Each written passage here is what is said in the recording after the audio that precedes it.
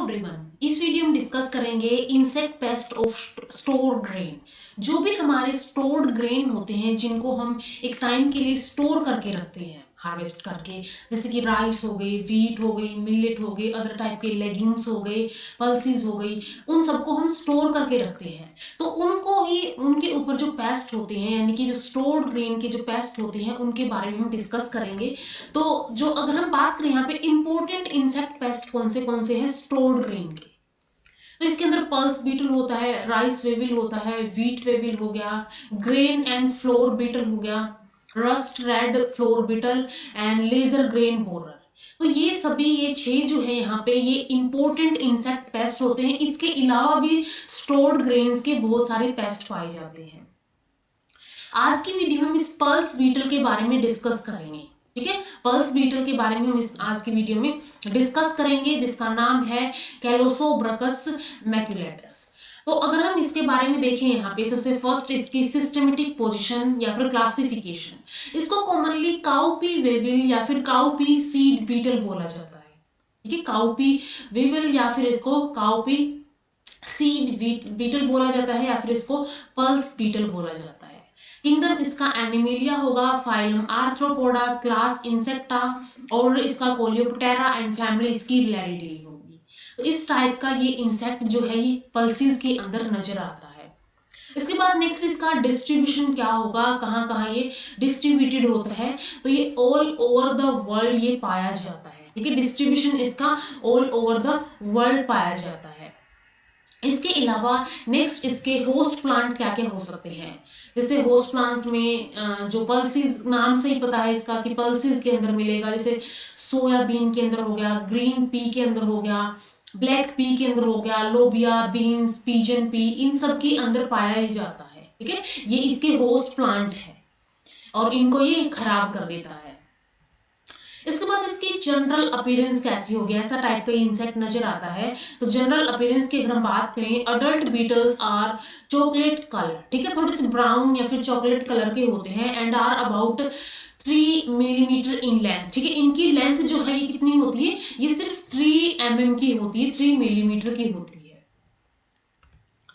They have 2 white spots near the middle of the body and have comparatively small head. Head इसका small होता है। ठीक है, head इसका स्मॉल होता है एंड इसके पास 2 व्हाइट स्पॉट्स नजर आते हैं इसके बॉडी के मिडल के अंदर। ठीक है, 2 व्हाइट स्पॉट्स यहाँ पे नजर आते हैं इसके near the middle of their body. इसके अलावा इसकी लाइफ साइकिल क्या होगी, लाइफ साइकिल और कंट्रोल डैमेज इंपॉर्टेंट है इन सभी पेस्ट्स के। लाइफ साइकिल की अगर हम बात करें यहाँ पे, तो लाइफ साइकिल के अंदर एंटायर जो कंप्लीट इसकी लाइफ साइकिल है वो 60 डेज के अंदर नॉर्मली कंप्लीट हो जाती है, लेकिन ये ज्यादा प्रोलॉन्ग भी हो सकती है टेम्परेचर एंड ह्यूमिडिटी की वजह से। तो टेम्परेचर एंड ह्यूमिडिटी इसकी लाइफ साइकिल को अफेक्ट करते हैं। पेस्ट हाइबरनेट्स ड्यूरिंग विंटर एंड ये पेस्ट क्या करता है, जब विंटर्स आती है उस टाइम पे ये हाइबरनेट कर जाता है, उस टाइम पे ये डीप स्लीप को चला जाता है, तो इस टाइम पे दिखाई नहीं देता है। फर्स्ट स्टेज आती है लाइफ साइकिल के अंदर एग्स। ठीक है, एग्स की अगर हम बात करें, एग्स जो होते हैं female Lay's eggs on the upper leaves of the stored grain. Stored grains के जो अपर लेयर्स हैं, अपर लेयर्स, ठीक है, स्टोर्ड ग्रेन्स के जो अपर लेयर्स हैं वहां पे क्या करती है, फीमेल एग्स को ले करती है।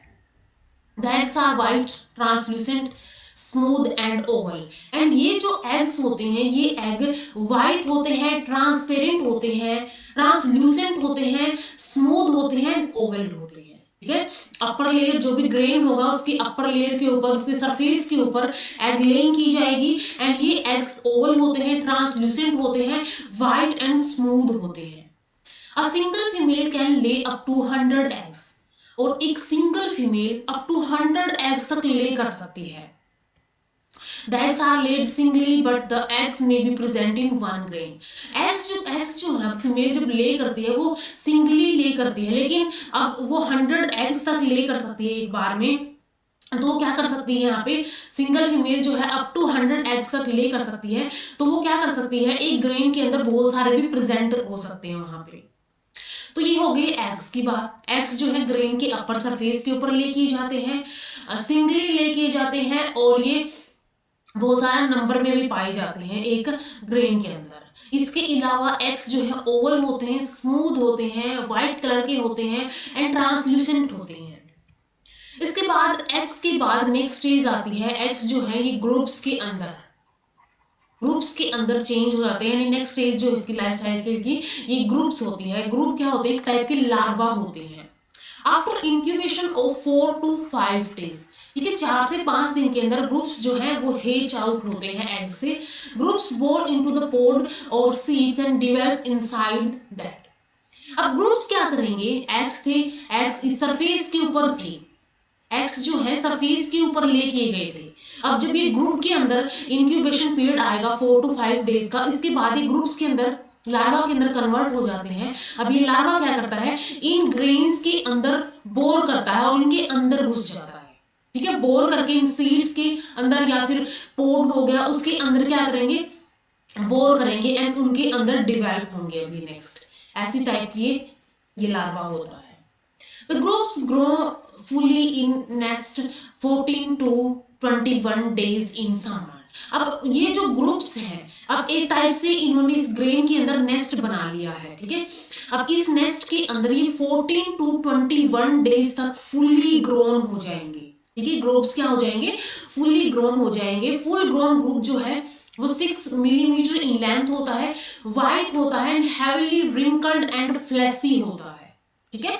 6 mm लेंथ का होता है, वाइट हेवीली रिंकल्ड होता है, ठीक है। उसके ऊपर रिंकल्स आ जाते हैं, हो जाता है ये, इसके ऊपर ये ऐसे रिंकल्स आ जाते हैं, ये फ्लैसी होता है।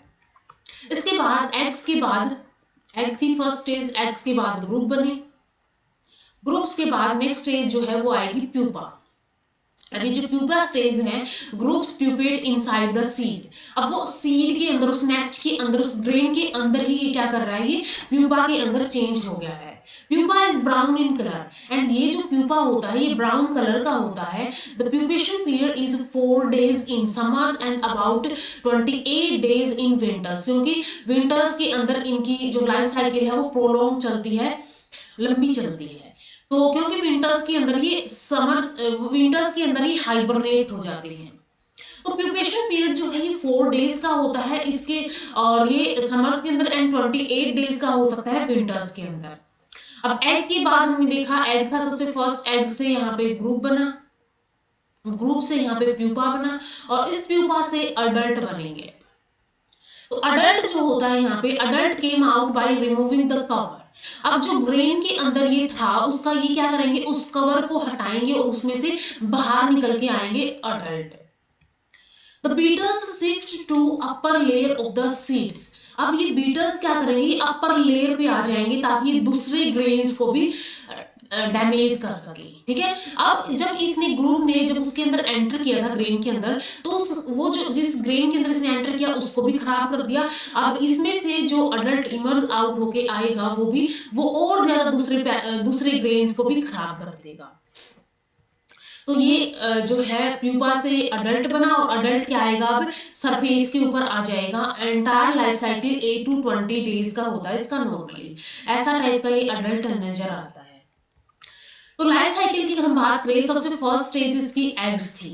एग्स जो है इंक्यूबेट हुए एंड ये ग्रुप्स के अंदर कन्वर्ट हो गए। अब ग्रुप्स जो है वो प्यूपा के अंदर कन्वर्ट होंगे, प्यूपेशन होगा इसका, और प्यूपा जो है ये फिर क्या करेगा? ये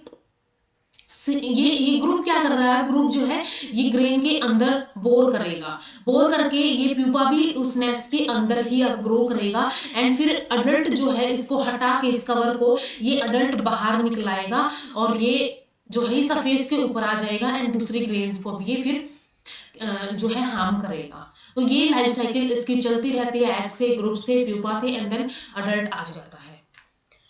इसके बाद ये डैमेज कोज करता है एंड इस डैमेज के कुछ कंट्रोल भी हो सकते हैं, ये हम डिस्कस करेंगे। तो डैमेज जो है, मेन डैमेज इसका जो लार्वा है ग्रुप वो कोज करता है, क्योंकि वो लार्वा ग्रेन के अंदर बोर करता है, उसको डैमेज कर देता है। It causes serious damage to the stored pulses and their pods in the field. अब जो भी यहाँ पे स्टोर्ड पल्सेस होती हैं, जो दालें होती हैं, उनको ये क्या कर देता है? सीरियस डैमेज कर देता है उनके अंदर बोर कर करके। और जो पोर्ट्स हैं फील्ड के अंदर, ठीक है, जैसे कि पी पोर्ट हो गई, उनको भी क्या कर देता है? डैमेज कर देता है। The group bore into seeds and consume their content leaving testa upper cover behind। अब ये क्या करता है, जब ये एंटर करता है इसके अंदर, ठीक है, ये जो है ग्रुप एंटर कर गया है एक सीड ग्रेन के अंदर, अब ये अंदर का पूरा खोखला कर देता है, ठीक है, सीड को पूरा ही खा लेता है, कंज्यूम कर लेता है उसके कंटेंट को, और ऊपर से सिर्फ ये टेस्टा रह जाती है। एंड ये टेस्टा फिर क्या की जाती है, ये कवर जो है, ये अडल्ट जब बाहर निकलता है वो इसको हटा देता है। The presence of 1 millimeter holes mark exit of the insect from seeds। अब अगर एक सीड के अंदर, एक ग्रेन के अंदर 1 mm होल मार्क नजर आ रहे हैं, तो इसका मतलब है कि वो इंसेक्ट जो है उन सीड से एग्जिट हो रहा है, यानी एग्जिट उस सीड से एग्जिट ये कर चुका है। In humid conditions, infestation of the pest is heavy। अब जब ह्यूमिड कंडीशंस होती है, जब ह्यूमिडिटी ज्यादा होती है, तो इन्फेस्टेशन जो है पेस्ट का बहुत ज्यादा हाई होता है, तो ये डैमेज ये कोज करता है। ग्रुप लार्वा जो होता है वो मेन डैमेज कोज करता है यहाँ पे। इसके अलावा स्टोर्ड पल्सेस को भी, एंड जो पोर्ट्स फील्ड के अंदर है उनको भी डैमेज कर देते हैं, और जो सीड है फिर ग्रेन है उसका अंदर का कंटेंट ये कंज्यूम कर लेते हैं कंप्लीटली, सिर्फ वहां पे टेस्टा या फिर अपर कवर रह जाता है। और इसके अलावा ह्यूमिड कंडीशंस के अंदर इन्फेस्टेशन बहुत ज्यादा इस पेस्ट का हैवी होता है। अब इसके लिए कुछ कंट्रोल मेजर्स हैं। कंट्रोल मेजर्स के अंदर जैसे कि seeds should be dried completely before storage, कि उनको स्टोर करने से पहले उन सीड्स को कंप्लीटली ड्राई करना चाहिए। सेकेंड, यहाँ पे समर्स के अंदर 5 centimetre layer of the sand over the seeds prevents egg laying. अब जो भी सीड्स हैं, ठीक है, समर्स के अंदर क्या कर सकते हैं, समर्स के अंदर एक 5 सेंटीमीटर की सैंड की लेयर उन सीड्स के ऊपर फैला सकते हैं ताकि उनके ऊपर एग लेइंग ना हो। विंटर्स के अंदर 25 centimetre layer of the line over the seeds prevent damage. And winters के अंदर अगर 25 सेंटीमीटर की लेयर लाइन की, ठीक है, अगर ये बिछा दी जाए तो सीड्स जो है डैमेज से प्रिवेंट हो सकते हैं। Grains should be mixed with the Neem seed kernel, या फिर नीम सीड कर्नेल से इनको मिक्स कर सकते हैं। जो निम्बोलिया होती है उनको क्या कर सकते हैं, यहाँ पे उनका एक्सट्रैक्ट निकाल सकते हैं, उनको मिक्स कर सकते हैं। तो ये कंट्रोल मेजर्स हैं कि इनको कंप्लीटली ड्राई करना चाहिए स्टोर करने से पहले, या तो जो सीड्स हैं समर्स के अंदर उनके ऊपर एक 5 सेंटीमीटर सैंड की लेयर बिछा देनी चाहिए ताकि एग लेइंग ना हो। और विंटर्स के अंदर 25 सेंटीमीटर की लाइन की लेयर यहाँ पे कवर करनी चाहिए ताकि सीड्स जो है डैमेज, उनका प्रिवेंशन डैमेज से हो सके। इसके अलावा यहाँ पे नीम सीड कर्नेल भी यूज की जा सकती है कंट्रोल करने के लिए। तो ये कुछ कंट्रोल मेजर्स हैं। तो यहाँ पे हमने पल्स बीटल के life cycle and life cycle, इसके अलावा क्या डैमेज कोज करता है एंड क्या इसके कंट्रोल हो सकते हैं, ये सभी चीजें डिस्कस कर ली है। नेक्स्ट वीडियो में हम राइस वेविल यानी सीटोफिलस ओरिजी के बारे में डिस्कस करेंगे। तो मिलते हैं नेक्स्ट वीडियो में। वीडियो अगर हेल्पफुल लगी हो तो लाइक कीजिए, शेयर कीजिए अपने फ्रेंड्स के साथ, इन चैनल को सब्सक्राइब कर लीजिए। Thank you so much.